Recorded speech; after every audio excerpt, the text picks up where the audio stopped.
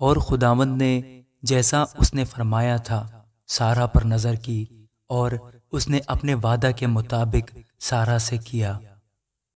سو سارا حاملہ ہوئی، اور ابراہیم کے لیے اس کے بڑھاپے میں اسی معین وقت پر جس کا ذکر خداوند نے اس سے کیا تھا اس کے بیٹا ہوا۔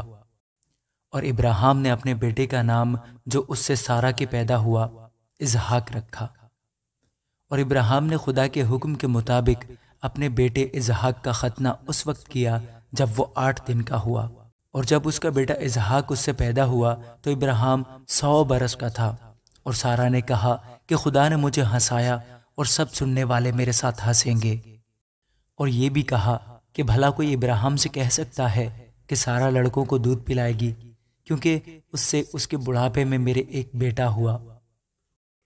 اور وہ لڑکا بڑھا اور اس کا دودھ چھڑایا گیا۔ اور اسحاق کے دودھ چھڑانے کے دن ابراہیم نے بڑی ضیافت کی۔ اور سارا نے دیکھا کہ ہاجرہ مصری کا بیٹا جو اس کے ابراہیم سے ہوا تھا ٹھٹھے مارتا ہے۔ تب اس نے ابراہیم سے کہا کہ اس لونڈی کو اور اس کے بیٹے کو نکال دے، کیونکہ اس لونڈی کا بیٹا میرے بیٹے اسحاق کے ساتھ وارث نہ ہوگا۔ پر ابراہیم کو اس کے بیٹے کے باعث یہ بات نہایت بری معلوم ہوئی۔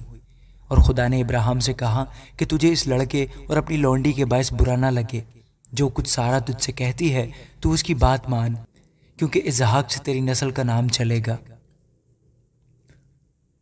اور اس لونڈی کے بیٹے سے بھی میں ایک قوم پیدا کروں گا، اس لیے کہ وہ تیری نسل ہے۔ تب ابراہیم نے صبح سویرے اٹھ کر روٹی اور پانی کی ایک مشک لی اور اسے ہاجرہ کو دیا، بلکہ اسے اس کے کندھے پر دھر دیا، اور لڑکے کو بھی اس کے حوالے کر کے اسے رخصت کر دیا۔ سو وہ چلی گئی اور بے صبا کے بیابان میں آوارہ پھرنے لگی۔ اور جب مشک کا پانی ختم ہو گیا تو اس نے لڑکے کو ایک جھاڑی کے نیچے ڈال دیا، اور آپ اس کے مقابل میں ایک تیر کے ٹپے پر دور جا بیٹھی اور کہنے لگی میں اس لڑکے کا مرنا تو نہ دیکھوں۔ سو وہ اس کے مقابل بیٹھ گئی اور چلا چلا کر رونے لگی۔ اور خدا نے اس لڑکے کی آواز سنی، اور خدا کے فرشتہ نے آسمان سے ہاجرہ کو پکارا اور اس سے کہا، اے ہاجرہ، تجھ کو کیا ہوا؟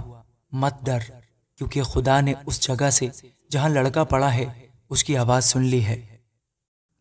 اٹھ اور لڑکے کو اٹھا اور اسے اپنے ہاتھ سے سنبھال، کیونکہ میں اس کو ایک بڑی قوم بناؤں گا۔ پھر خدا نے اس کی آنکھیں کھولی اور اس نے پانی کا ایک کنواں دیکھا، اور جا کر مشک کو پانی سے بھر لیا اور لڑکے کو پلایا۔ اور خدا اس لڑکے کے ساتھ تھا، اور وہ بڑا ہوا اور بیابان میں رہنے لگا اور تیر انداز بنا، اور وہ فاران کے بیابان میں رہتا تھا، اور اس کی ماں نے ملک مصر سے اس کے لیے بیوی لی۔ پھر اس وقت یوں ہوا کہ ابی ملک اور اس کے لشکر کے سردار فیکل نے ابراہیم سے کہا کہ ہر کام میں جو تو کرتا ہے خدا تیرے ساتھ ہے، اس لیے اب تو مجھ سے خدا کی قسم کھا کہ تو نہ مجھ سے، نہ میرے بیٹے سے، اور نہ میرے پوتے سے دغا کرے گا، بلکہ جو مہربانی میں نے تجھ پر کی ہے ویسی ہی تو بھی مجھ پر اور اس ملک پر جس میں تو نے قیام کیا ہے کرے گا۔ تب ابراہیم نے کہا میں قسم کھاؤں گا، اور ابراہیم نے پانی کے ایک کنویں کی وجہ سے جسے ابی ملک کے نوکروں نے زبردستی چھین لیا تھا ابی ملک کو جھڑکا۔ ابی ملک نے کہا مجھے خبر نہیں کہ کس نے یہ کام کیا، اور تو نے بھی مجھے نہیں بتایا، اور نہ میں نے آج سے پہلے اس کی بابت کچھ سنا۔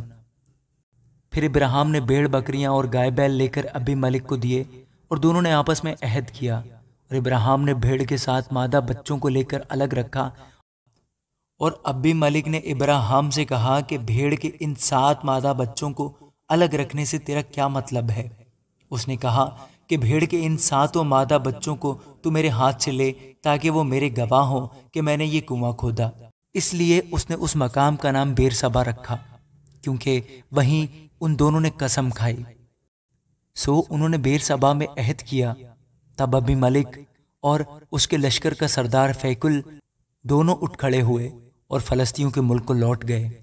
تب ابراہیم نے بیر سبا میں جھاؤ کا ایک درخت لگایا، اور وہاں اس نے خداوند سے جو ابدی خدا ہے دعا کی، اور ابراہیم بہت دنوں تک فلسطینیوں کے ملک میں رہا۔ آمین۔